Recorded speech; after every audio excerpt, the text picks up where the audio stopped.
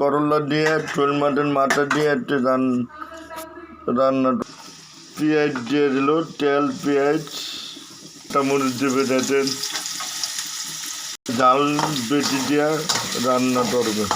শোল মাছের মাথা দিয়ে করলা দিয়ে মাখা করবে। পেঁয়াজ লাল হয়ে যাচ্ছে, এনে আদা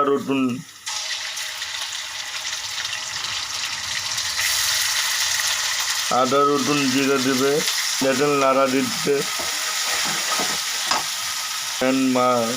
মাছের পানি দেখেন, হলুদ মরিচ ধনিয়ার গুঁড়া দিতে, রাঁধুনি হলুদ, রাঁধুনি মরিচ, রাঁধুনি ধনিয়া, এই যে লবণও দিয়েছে, ফেরেতে লবণ, এই যে মাছ দিয়ে দিতে,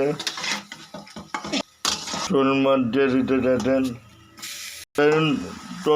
টটানো ঠেট লাল হয়ে যাচ্ছে, দেখেন করলা দিবে, করলা দিয়ে লাড়া দিয়ে। এটা আমাদের নতুন রেসিপি, করলা দিয়ে মাছ দিয়ে শোল মাছের মাথা দিয়ে করলা রান্না করে সে অনেক ছোট ছোট হয়। দেখেন কীভাবে রান্না হচ্ছে। আপনার নামিয়ে ফেলবে, এরপরে পানি দিবে হাফ কাপ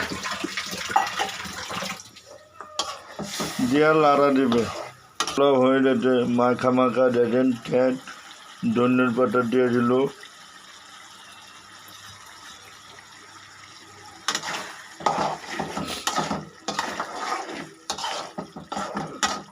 ভিডিওটি কেমন লাগলো লাইক কমেন্ট করে জানাবেন।